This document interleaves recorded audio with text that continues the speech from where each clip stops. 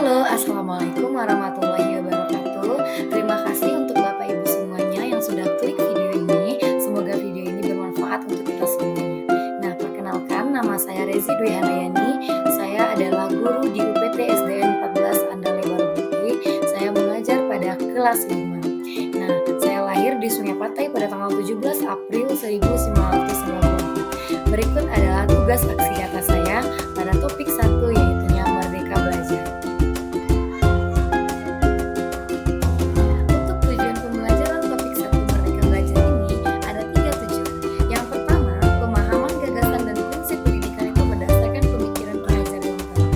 Dan yang kedua, pemahaman untuk memfasilitasi murid agar tumbuh sesuai dengan kodratnya. Dan yang ketiga, pastinya penerapan pembelajaran yang memerdekakan murid.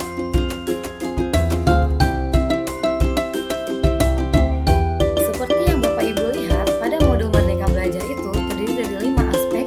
Yang pertama, mengenali dan memahami diri sendiri sebagai pendidik. Yang kedua, mendidik dan mengajar. Yang ketiga, pendampingan murid dengan utuh dan menyeluruh.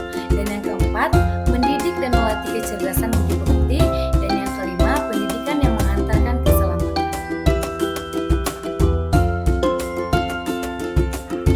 Nah, sekarang kita akan bahas satu persatu aspek dulu.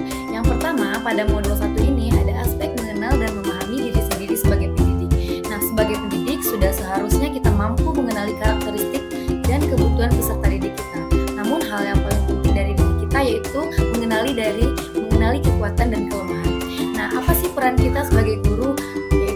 Peran kita sebagai guru yaitu mampu memenuhi kebutuhan peserta didik dan menghantarkannya menuju mimpi dan cita-cita mereka. Nah, itu adalah tugas yang mulia. Ingin menjadi guru seperti apa saya? Nah, menjadi pendidik yang inspiratif dan menjadi tauladan bagi peserta didik yang memberikan dampingan terhadap mereka. Nah, untuk modul 2 yaitu mendidik dan mengajar, menurut Ki Hajar Dewantara mendefinisikan bahwa pendidikan itu sebagai tuntunan, yaitu tuntunan dalam hidup tumbuhnya murid, maka mendidik adalah menuntun segala kodrat yang ada pada murid agar mereka dapat mencapai keselamatan dan kebahagiaan setinggi-tingginya.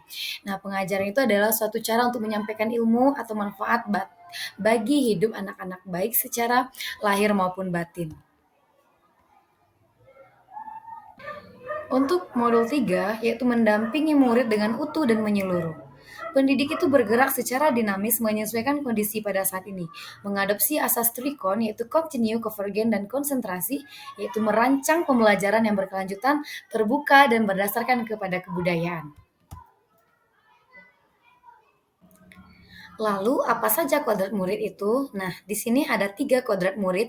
Yang pertama itu ada kodrat alam yang berkaitan dengan sifat dan bentuk lingkungan di mana mereka berada. Yang kedua ada kodrat keadaan. Nah, yang merupakan dari kodrat keadaan ini adalah bagian yang tak terpisahkan dari dasar pendidikan peserta didik. Dan untuk kodrat zaman, bagian dasar pendidikan peserta didik yang berhubungan dengan nada dan irama. Nah, pada modul 4 yaitu mendidik dan melatih kecerdasan budi pekerti. Pengertian budi pekerti atau watak yaitu hasil dari bersatunya gerak pikiran, perasaan, dan kehendak ataupun kemauan sehingga menimbulkan suatu tenaga. Perpaduan antara cipta atau yang biasa kita sebut dengan kognitif dan rasa yaitu afektif sehingga menghasilkan karsa yaitu psikomotorik. Lalu bagaimana cara kita mendidik dan melatih kecerdasan budi pekerti tersebut? Nah, di sini sudah ada 3 poin. Yang pertama yang harus kita lakukan adalah melatih keberanian berpendapat. Yang kedua, melatih perasaan dan perilaku. Dan yang ketiga, barulah kita memunculkan kehendak. Nah, kecerdasan budi pekerti tidak hanya dibentuk di lingkungan sekolah saja, namun juga di lingkungan keluarga dan masyarakat. Justru lebih peranan untuk budi pekerti itu berperan itu lebih banyak itu di lingkungan keluarganya.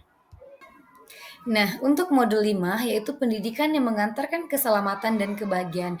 Di sini Bapak Ibu bisa lihat ada 5 poin untuk mengantarkan keselamatan dan kebahagiaan. Berdasarkan kepada pendidikan hanyalah sebagai tuntunan. Yang kedua, setiap peserta didik memiliki kodrat kekuatan atau potensi yang berbeda-beda. Pendidikan tidak dapat berkehendak atas kodrat kekuatan dan potensi peserta didik. Nah, di sini ada 5 poin yang dapat kita pahami bersama. Lalu siapa saja yang menjadi trisentra pendidikan itu? Di sini ada 3. Yang pertama adalah keluarga, yang kedua sekolah, dan yang ketiga adalah masyarakat. Oke, alhamdulillahirrabbilalamin. Sekianlah penjelasan dari saya. Terima kasih kepada Bapak Ibu semuanya yang sudah mau menonton video ini dari awal sampai akhir. Semoga video ini dapat memberikan manfaat dan inspirasi buat Bapak Ibu semuanya dan juga untuk saya sendiri. Karena kita sama-sama belajar untuk maju ke depannya. Terima kasih. Assalamualaikum warahmatullahi wabarakatuh.